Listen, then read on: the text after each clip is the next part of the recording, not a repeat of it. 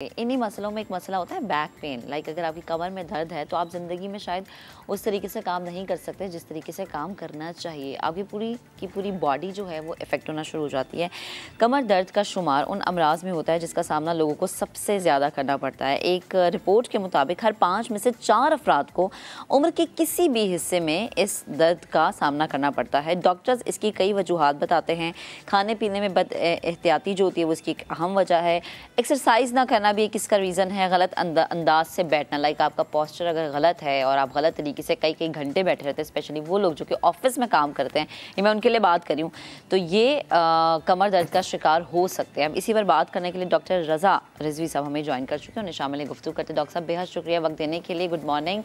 सबसे पहले तो वो मेन वजूहात में चाहूँगी ज़रा हमारी देखने वाली आवाम को आप बताएं जिसकी वजह से आप कमर दर्द का शिकार हो सकते हैं।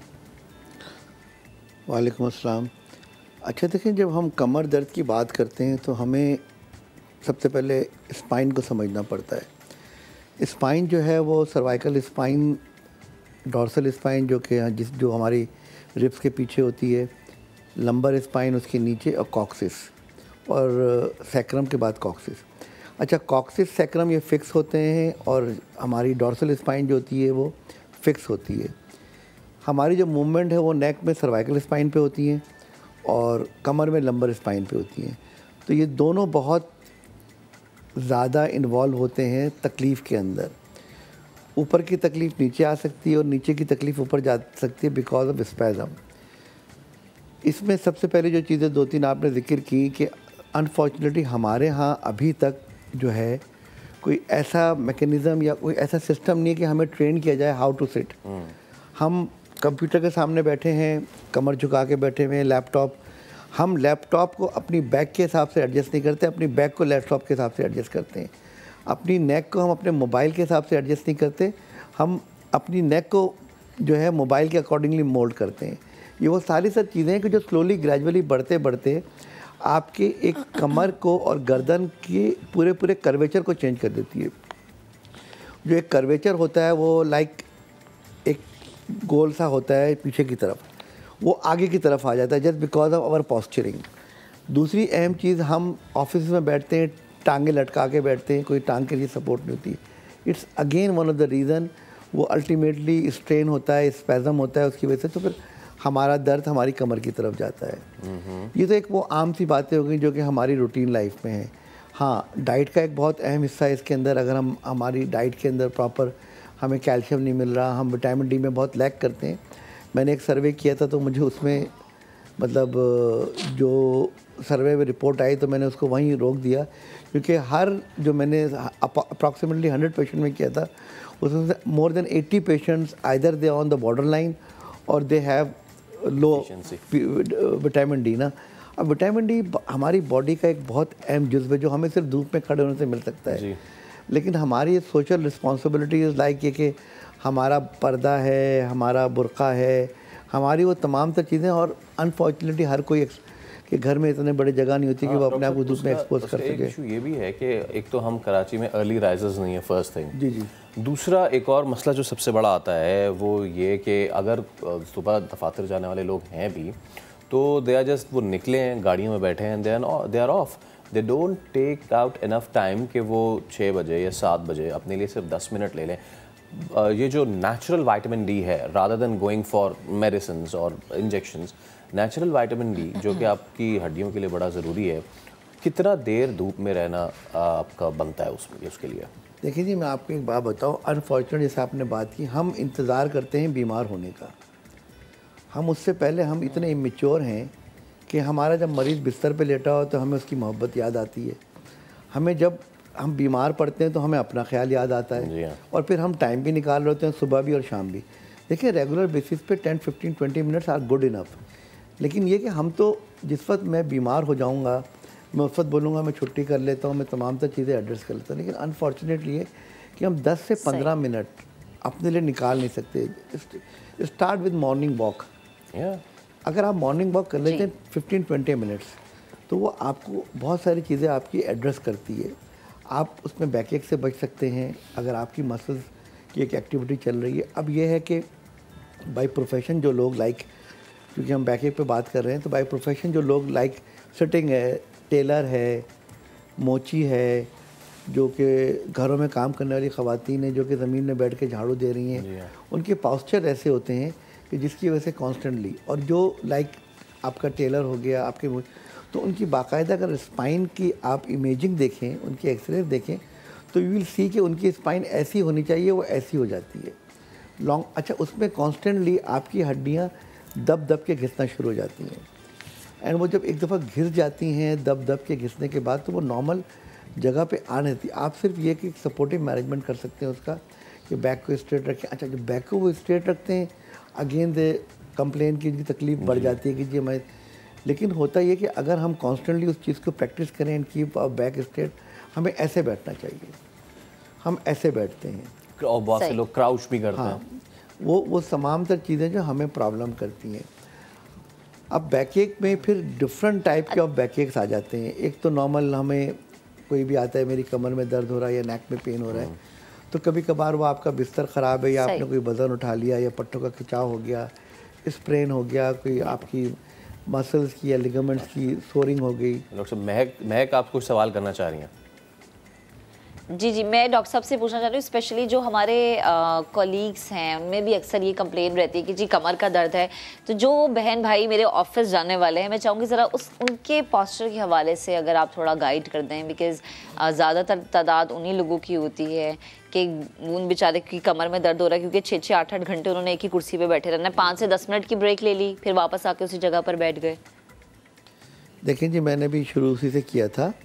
मैं आपको बताऊँ, देखिए आपको अकॉर्डिंग टू योर बैक, अगर आप कंप्यूटर पे काम करें, लैपटॉप पे काम करें, तो स्क्रीन आपकी आई लेवल पे होनी चाहिए। हम इस तरह बैठ के काम करते हैं, देखिए वो आप नहीं होना चाहिए। हम मोबाइल को देखते हैं इस तरह बैठ के, mobile should be like this. देखिए, हम जब तक अपने आप को रिहैब नहीं करेंगे ना, आप रिहैब नहीं करेंगे, आप सफ़र करेंगे, then will go for the treatment. आप एक back sit like this, if you want to move, you move at your hip joint. अब हम झुकते हैं ऐसे, क्राउच करके। हमें कोई चीज़ उठानी है तो वील बैंड एंड यस, हमें चीज़ों को एक उस अंदाज में उठाना है कि हमारी बैक हर्ट ना हो। वेरी सिंपल, कीप योर, अपनी कमर को सीधा रखें, नेक को सीधा रखें, और जो काम है अपने आई लेवल पे करें। आपको बैंड होना है, आगे झुकें। और आज के ज़माने में बहुत आसानी से आपके लैपटॉप के स्टैंड्स आ गए हैं, जी हाँ, रख लें, ऊपर कर लें, स्टैंड आ गए, स्क्रीन आ गई। अच्छा डॉक्टर साहब, ये तो हमने चले उन ऑफिस के लोगों की बात की जो ऑफिस आ चुके हैं और उन्होंने 8 घंटे बिताने। ऑफिस आने से पहले एक बड़ी राइड डेंजरस, और वो है बाइक। सस्ती भी है, डेंजरस भी है। सड़कें कराची की हो, कहीं और की, हल्का फुल्का कहीं गड्ढा है, उसमें आपकी बाइक जाती है, वो मसला होता है। तो डॉक्टर साहब, आपके पास बड़े लोग आते होंगे जो बाइक राइडर्स हैं, वो किन शिकायत के साथ आते हैं, देन उनको क्या फिर आप मशवरा देते हैं, क्या किया जाए उनका? देखिए, बाइक राइडर्स का एक बहुत बड़ा ग्रुप है। अनफॉर्चुनेटली हमारा जो ट्रांसपोर्ट सिस्टम है उसकी वजह से पीपल आर यूजिंग एक सस्ती राइड है। लेकिन डेफिनेटली जैसे आपने बात की, रोडों की वजह से, खड्डों में जाने की वजह से कमर की तकलीफ़ बढ़ती है। कमर की तकलीफ़ बढ़ने की वजह से कभी कभार अगर कोई छोटा मोटा एक्सीडेंट हो जाए, या बाइक से गिर जाएँ, या कोई चोट उनको लग या किसी फीमेल को भी लग जाए, तो हमारी 2-3 चीज़ें हो सकती हैं। एक तो सिंपल सा फ्रैक्चर हो सकता है आपको, और वो फ्रैक्चर की नौयत किसी, और दूसरी चीज़ जिसे हम कहते हैं PID, यानी कि प्रोलैप्स इंट्रावर्टेब्रल डिस्क, जिसे शाटिका या अर्कुनिसा कहा जाता है, वो डेवलप हो सकता है। और एक बड़ी कॉमन सी चीज़ जो आप लोगों ने नोटिस की होगी, अनफॉर्चुनेटली ये हमारी बच्चियों के अंदर, फीमेल्स के अंदर ज़्यादा पाई जाती है बिकॉज ऑफ द प्रेगनेंसी। उनकी जो आखिरी हड्डी है उसको वो मुड़ जाती है, टेल बोन जिसे हम कॉक्सिस कहते हैं, टेल बोन कहते हैं, तो उसे कॉक्सीडिमा कहते हैं। उसकी वजह से एक पेन है जो टांगों में रेडिएट करता है। बाइक राइडर्स को भी हो जाता है बिकॉज बाइक्स पे जंप लगने की वजह से उनकी वो हड्डी मुड़ जाती है जो तकलीफदेह होती है। ये तमाम तर डेफिनेटली इसमें चीज़ें हैं जो कि तकलीफदेह होती हैं। जी महक।